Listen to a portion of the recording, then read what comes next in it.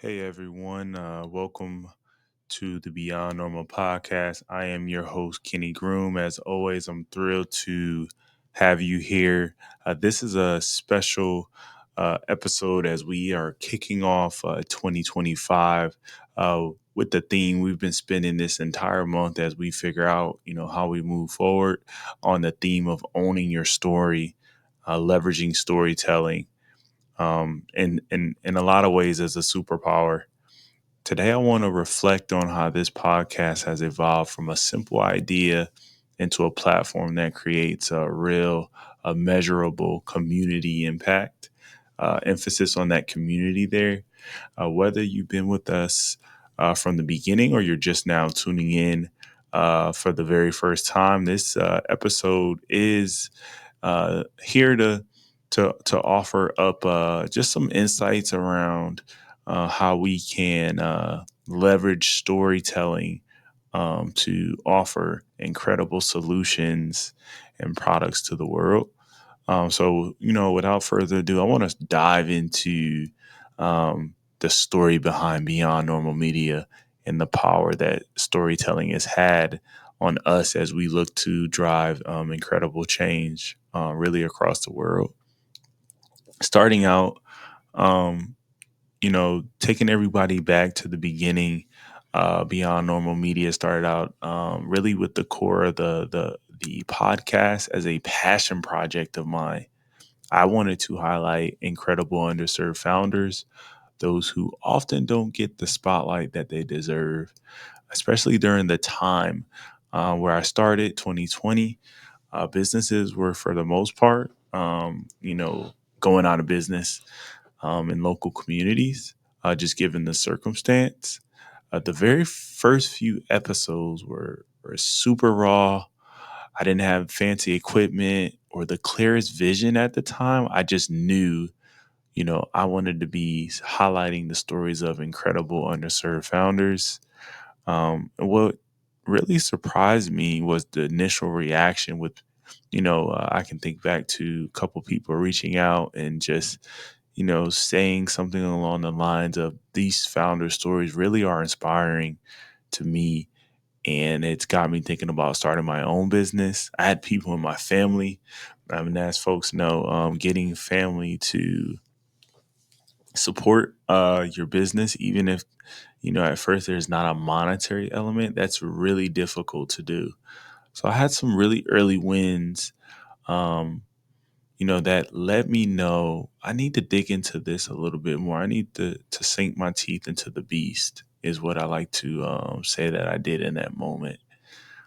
I even had a couple folks who were guests, some of the very first guests, come back to me with the feedback that they didn't realize that others were having these exact challenges that they were having. Black founders at the time, a lot of them were figuring out, you know, how to keep their business open. Some folks were actually thinking ahead, having their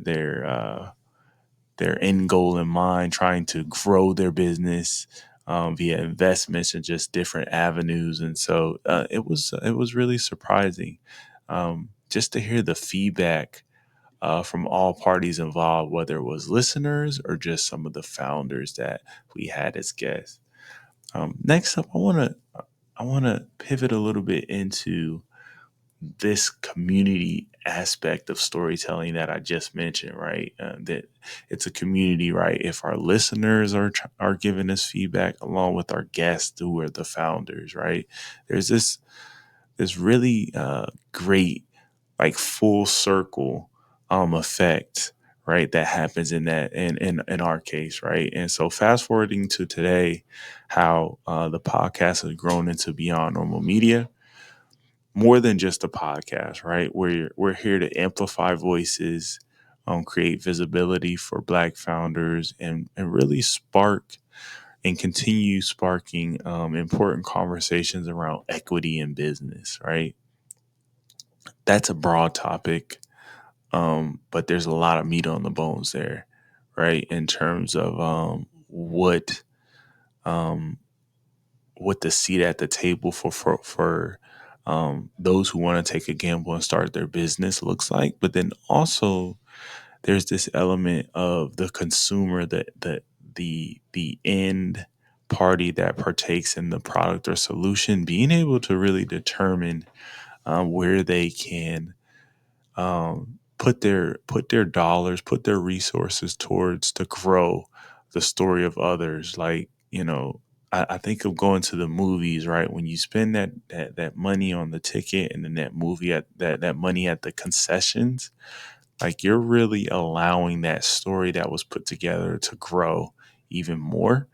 So whether it's an indie flick, right? Something where somebody put something together and they bootstrapped it, or it could be something like a big Disney blockbuster, right? All the Marvel movies that we saw, the avatars of the world that grow to incredible scale.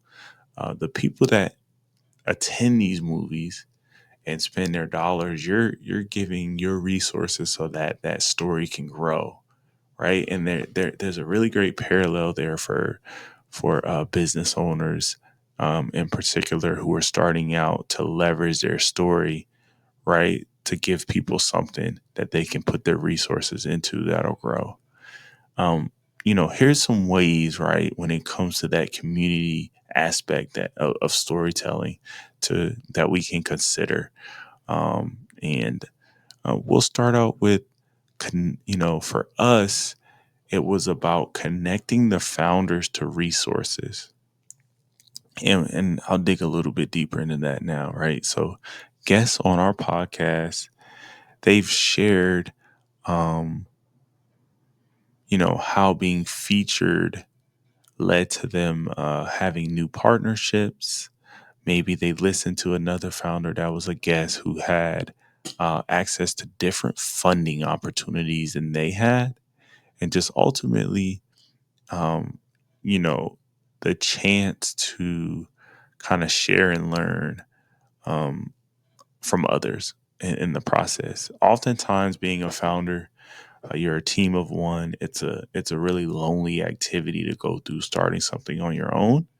You know, not all of us are lucky enough to have somebody as a co-founder or just even have a support system, right? And so there's power in sharing your story and then others chiming in and giving you that feedback. Like I mentioned, we had some success early on where the guest were pulling insights from the conversations, and then the audience, the end listener, right? Because we're in the business of podcasting. Every stream counts. Want to throw that out there. If you have or haven't, we appreciate any um, streams from the past or any future ones, because I know if you're listening to this, you're going to be checking out our content, all the content that we have out in the world. The second thing I want to touch on is raising awareness.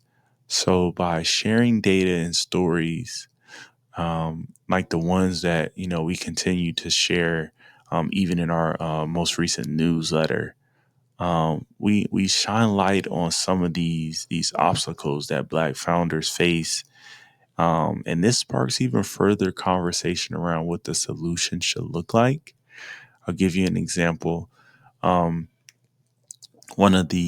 some of the feedback I got from founders that we had as guests was around just the incredible struggle with raising capital for your business, right? And so upon looking through that, I think at the time when I first looked up this stat, it was like maybe 1.5% of venture capital specifically goes to Black founders.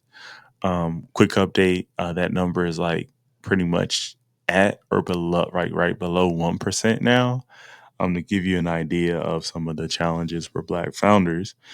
But I that stat stood out to me as somebody who is a undergrad math major, somebody who's been in the business world, and actually developed quite a few products around lending in particular. That one stood out to me.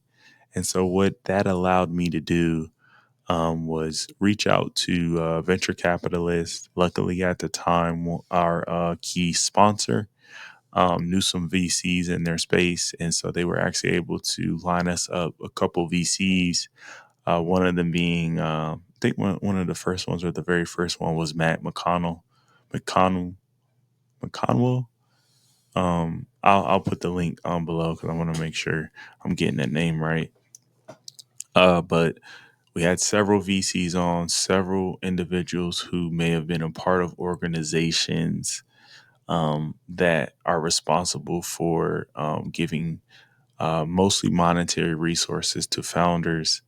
And that was a way of us to to take part in the founder story, listen, and then try to give some sort of value back to them, right? And so that's just an example of how you can raise that awareness, and then with the marriage of data and storytelling, how some really cool engagement and incredible constructive conversations can happen.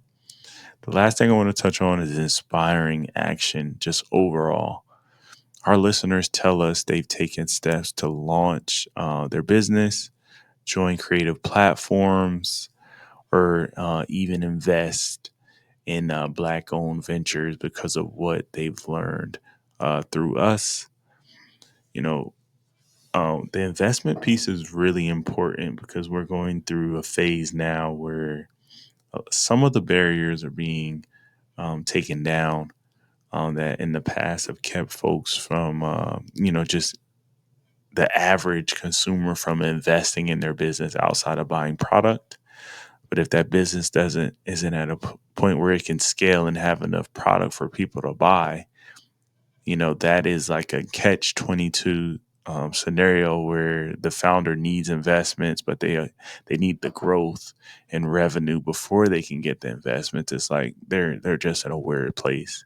But crowdfunding, some of the different investment paths that someone could take are really starting to open up. I'm not necessarily sure. I don't have a lot of data as of now in terms of whether or not that leads to a more like a higher success rate for Black founders per se yet. I think it's still kind of early. But with that being said, it's always good to see avenues and channels being, opened up for those who didn't necessarily have ways for people to invest in their business to now have somebody who can raise their hand. And even if it's, $50, $100, have somebody invest in their business. I think one of the speaking of like success stories, one of the things I'm hearing, we're at the top of 2025. Social media platforms are kind of going through some challenges now. The ones that we all go to, the Instagrams and even like the TikToks, with TikTok kind of sort of being taken away from us for a couple hours and then being given back to us. But I think it's showing creatives that they have to continue to, I'm in this bucket as well, you have to continue to explore the different platforms so which platform gives you the best leverage with your audience. And many of the platforms that we all use right now, uh, at the end of the day, they own all the data. They own the channels to you getting to your end audience. There's still value in that for founders who can scale it up. But there's platforms out there right now. One of the hot ones that's actually Black owned is called Fanbase. They've essentially come up with a way um, for creatives who are on platforms like Instagram and specifically in TikTok to migrate all your content over with a few clicks, and then you can start owning your audience. Kind of easy, relatively easy, and then starting to grow your subscriber base and having more of a direct communication with your audience. Super early, but they've actually gone down a path of, just due to all the turmoil with the established social media platforms, where they're starting to get some really incredible interest via crowdfunding I was actually able to take part in that, and I've been using, testing out their platform to see how we can incorporate that into all the things we're doing. But that being said, it just goes back to my original point of, you have to continue to explore these platforms to find the right platform for you. There is no uniform answer in that case, but just know that there's some really incredible platforms being built currently out there. Lastly, I want to touch on, or one of the last things I'll touch on is, you know, how people can be a part of the movement that's going on right now that I just mentioned. Um, as we build out our capabilities to highlight more incredible founders in season 7, we're picking target markets really around the world. We got a couple here in the United States that we're focusing on, but we do have some global opportunities to expand. There's a couple ways, right? Just in terms of our story that people can kind of take part in our movement, but I think it's relevant to others who are trying to leverage storytelling. Some quick rules of engagement, right? If we have an audience that's looking to engage, you got to give your audience some direction. So first up, just sharing your story. If someone's a founder, or creative, or change maker, we want to make sure they're in the right space to not be afraid to share their journey. And so if you're a founder, creative, a change maker, we love to have a conversation with you. We love to have you, highlight your story on our platform. But if there's a way that we can support what you're doing, um, let us know, because you never know who's going to be listening to your story. Like I mentioned towards the beginning, just how founders were hearing from other founders via our platform, and our listeners were taking gambles on themselves after hearing founders on our platform. Like, you never know. Even if you're starting out, those starting moments oftentimes are what's going to inspire others to take those leaps of faith on themselves. Second is supporting Black owned businesses, right? So whether it's through investment, like I mentioned before, or crowdfunding, if you can do that, or even if you're an angel investor, just investing in Black owned businesses is really important right now. And mentorship, as well as one area where those of us who are used to being in corporate America and may have functional domain expertise can add a lot of value to business owners who are businesses of one or businesses of few um, employees who are building things from scratch, right? And so you think about some of the things that operational, big, huge matrix organizations that we all work at, established companies, we have domain expertise. Not saying you take whatever that proprietary sauce of your employer is and plop it down into a small business owner, but you probably have some expertise that you can add to their business. An example of that being for me, I've worked in tech, in analytics, and customer success, in different parts of different organizations at some really big, huge, um, publicly traded companies. And right now, I've taken that experience as I build out Beyond Normal Media, and I actually mentor at Techstars, and a couple other different programs. They have Techstars in so many cities, really worldwide. But that's just one example, right, where I can take some of that expertise from my corporate experience and actually give back to somebody who's building something from scratch. It is not easy at all to build something from scratch. So that's just one example. For us, next up, for those who are, I think many, many, many business owners now are going to have to be creative. They're going to have to create content. When you create that content, you want people to subscribe, leave a review if possible of whatever your end product is, and share, right? So for us as Beyond Normal, we have our podcast. We appreciate anybody who subscribes, leaves a review, listens to an episode, shares an episode with their network. It helps amplify the stories of the people we're highlighting, but then also for us as a business, right? You take these experiences and it enhances the value you can charge anybody, right? In terms of the solution you bring. So, in the case of our podcast, the more listeners we have, we can go to sponsors, we can go to other businesses that are looking to have ad space, right? We can go to the most recently this year, we put in our bid on a couple applications at some conferences to be media partners. And so that all builds the case for whatever you're building, right? When people, support your product in the different ways they can. Obviously, the end goal is to, probably the most valuable thing to do is really to buy product from somebody, buy somebody's service. But in those cases where you can't, there's still things you can do out there. And a lot of business owners right now are being creative. They're putting out content that is a really great way as we look to navigate 2025 for folks to support us. But those are other creative individuals out there. And next up is exploring new platforms. I touched on this a little bit earlier with the fan base example.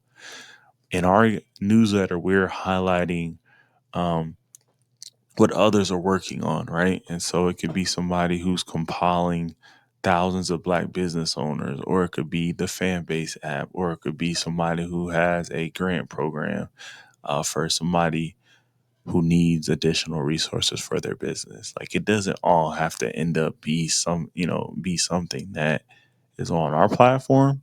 At the end of the day, it feeds those individuals within our network, within our ecosystem. And so I got to make sure I'm putting it out there. If I'm finding these resources, I got to put it out there to see if our users can leverage it.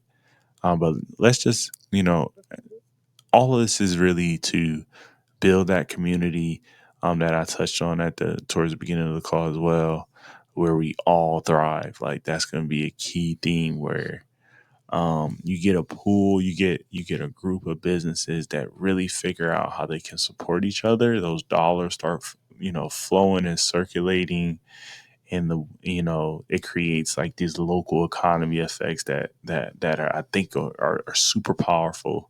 And those local economies start to scale up easier, and it allows everybody involved to have a good piece, their piece, significant piece of the pie that's out there. So in closing, I just wanted to leave you all with this thought. Storytelling is really one of the most powerful tools we have. It builds bridges. It inspires action. It creates opportunity. Just think about this. When you go to the movies, the story that resonated with you the most, and the actions that followed once you saw that movie. That's how I like to position it. Um, every time we choose our own story, we're contributing to a larger movement of empowerment and equity, specifically Black founders who are taking a gamble on themselves. I think there's like maybe like 300,000 to 400,000 Black businesses here in the States. Each of those businesses is really, you know, setting in motion, um, driving value, unlocking value in our community that we all know that we desperately need right now. Most Black businesses, right, they're not at a point where they think like thinking the numbers is like less than, it's like 40% or less of Black businesses have like 100,000 in revenue or more. The numbers right around there in terms of the percentages. So 60% of the businesses, right, if I said that correctly, don't have revenue anywhere near that for the most part, right? If you think about averages. And so there's so many businesses out there where they're in a mode of exploring how to unlock value, right? They're figuring out what their story is as they're going through it. You know, all the things that I mentioned around how you can support and engage with folks right now, it's really important to support and engage with these businesses that are out here, right? 60% that are they're in this mode of exploring, figuring out, what their story is. They're in the midst of it. They're going through, probably some real shit, and they've got to, the feedback, the conversations that they're having are really vital to, them getting to the point in the story, right, that we all want to see them in, the climax, the point in the story where there's revelations being made. So just keep that in mind. Thank you all, those that have stuck with me through this conversation. As I'm thinking through this, we're starting out 2025, just focusing on owning your story for those who are creatives, business owners, folks who are really taking a gamble on themselves. This support for those who are listening in means everything to me. I'm excited about what we got ahead. If this episode resonates with you, share it with somebody, leave us a comment, let me know what I can improve on. I'm always looking for feedback. I appreciate the feedback. Until next time, keep owning your story, and remember, there's nothing normal about what we're doing by creating businesses. We're being beyond the norms.